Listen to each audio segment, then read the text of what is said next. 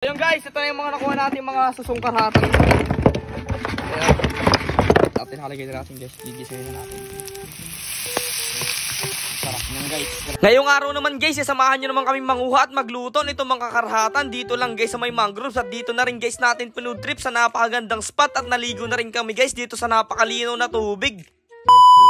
What's up mga kanapadaan lang? So for today's video nga guys, may panibagong adventure na naman tayo dito sa mangroves natin. At para nga guys makapag-adventure tayo dito sa mangroves natin ay kailangan natin sumakay dito sa bangka nating si Nemo. Dadaanan nga pala guys natin yung mga kagamitan natin sa pagluluto dito sa treehouse natin. At kung mapapansin nyo guys, napakaganda na namang pagmasdan itong treehouse natin. At medyo guys lumalaki na nga pala yung tubig. Lalong lalo na guys pag high tide dito, talaga naman guys malaparaiso itong lugar na to. At napakasarap magligo. At para nga guys medyo madali tayong makarating sa pupuntahan natin ay dito na nga lang pala guys kami dumaan sa tinatawag namin shortcutan. Napakaganda nga pala guys dumaan dito at nakaka-relax kasi napakaganda ng paligid. Kaso nga lang guys, dapat magaling kang mag-drive ditong bangka nyo kasi napakaliit itong daan na to. Baka sumabit yung mga tarik ng bangka nyo ay biglang maputol tapos bigla kayong lumubog. Pero dahil nga guys sanay tayong dumaan dito ay caring-carry na natin yan. Makalipas nga lang guys ang 20 minutes nating pagbibiyahe ay nakarating na rin nga pala guys tayo dito sa pagkukunan natin ng mga karhatan. At sakto guys pagkarating natin dito ay medyo maliit pa yung tubig at malinaw pa guys yung tubig kaya madali natin silang makikita. Aninawin lang guys natin sila dito sa ilalim at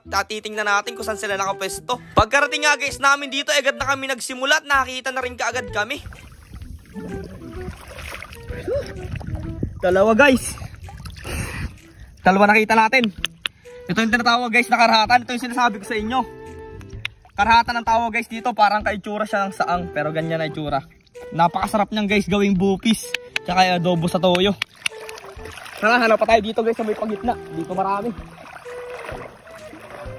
Eto nga pala guys yung mga sinasabi ko sa inyong karhatan. Parang malaking suso siya guys na parang sahang na dun sa dagat na kukuha. At kadalasan nga pala guys pa nakita kayo na isang peraso nito ay may kasama siyang asawa. Ayun o, sana all may asawa. Buti pa itong karhatan may kapartner. Pag malinaw nga pala guys ang tubig at mababa lang yung tubig saka namin to nakikita. Kasi guys itong lugar na to ay napakalalim kaya sinusubukan namin manguha dito ng low tide. At maya maya nga lang guys isunod-sunod na rin yung mga nakukuhang karhatan dito ni Dugong. Grabe napakagaling niya talaga guys manguha nito. Medyo mag-iingat nga lang guys tayo sa pagguha ng mga ganitong suso kasi guys meron dito mga isda na nakakatinik na pag natinik ka guys ilalagnatin ka yung mga tinatawag guys na lupong isda. At dito nga guys sa part na to ay grabe napakalalaki ng mga nakuha kong karhatan na 3 peraso kaya tuwan-tuwa si Dugong dyan sa likod ko kasi marami daw guys kaming pupudtripin. Nagpatuloy nga lang guys kami sa pagkukuha dito ng mga susong sa karhatan at sana nga lang guys makarami tayo ngayong araw kasi medyo mabilis nang lumaki yung tubig kaya dadalian na rin natin.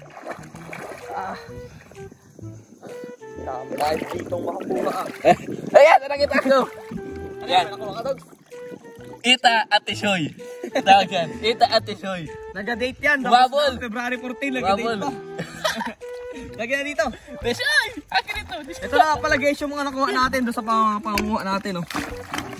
Kasi natin yung tubig. Ito guys. Oh. Ito na yung mga nakuha natin.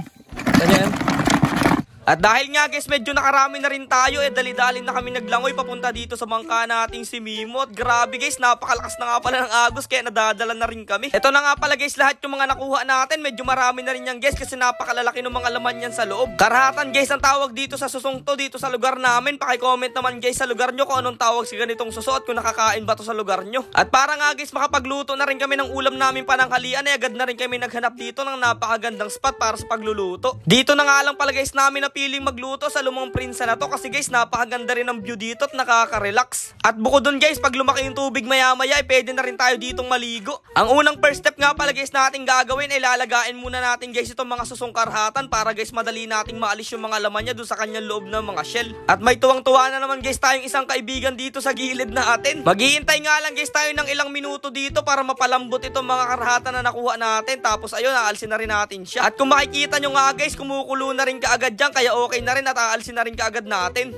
Kung makikita nyo guys, napakalalaki nga pala nito mga laman na susong karhatan at napakadali na rin guys sugutin ng mga laman niya dun sa shell pag nailuto nyo na guys at nailaga nyo na. At nung naalis na nga guys natin lahat yung mga laman ng karhatan dun sa loob, eto na nga pala siya. Grabe, sobrang bango nga pala nyan guys pag naamoy nyo. Meron nga pala guys mapait na part dito sa mga susong karhatan at ipapakita ko nga guys sa inyo kung paano alisin yun. Ito nga pala guys yung tinatawag namin parang updo niya kung sa bangus. Ito nga pala guys ay mapait pag hindi nyo naalis kaya kailangan nyo talaga itong alisin kung gusto nyo masarap yung pagkain kinain nyo dito sa mga susong to. At nung nalinisan na nga guys lahat natin, yung mga lulutuin natin ay ginayat ko na rin nga pala guys siya na maliliit para mas mabilis siyang lumuto at malambot. So guys, magigisa na tayo ng sibuyas bawang. Sunod na rin guys natin yung sili. Haluin natin guys yan para masarap ang ating food trip guys.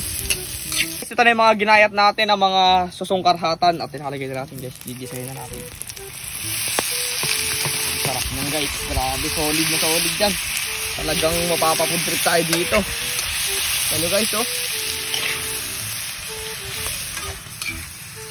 Woo! Let's go! Ang sarap nito.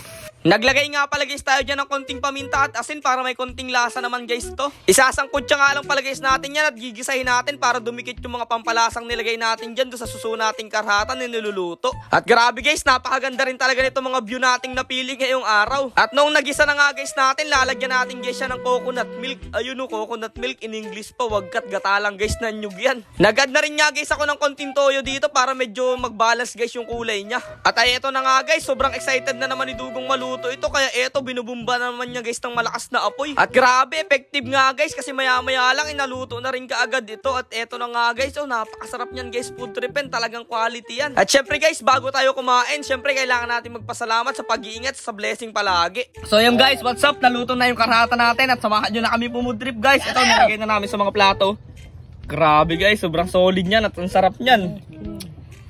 First bite guys, tikim ng ulam. Ito na guys, tikman na natin. Ito guys, sarap.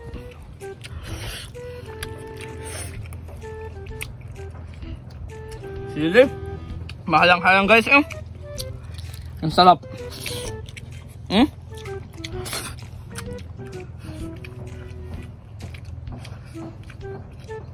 Init. At habang kumakain nga guys kami dito ni Dugong ay grabe, gusto ko lang magpasalamat sa lahat ng mga nag-share, nagko-comment at nagre-react dito sa mga video na ginagawa namin. At pagkatapos guys namin kumain ay naisipan na rin namin magligo. Kaya tapos na kayo kumain. See you next week. Dahil guys, kita-kits na lang ulit bukas. Ayan, let's go, maliligo tayo. Ang layo mo na agad, dogs. Grabe guys, napakasarap maligo dito. Sobrang lamig ng tubig at napakalinaw. Sana nga lang guys, walang sumagpang sa ating buaya. Kaya ayun guys, kita-kits na lang ulit bukas. Salamat sa panonood guys. Ha.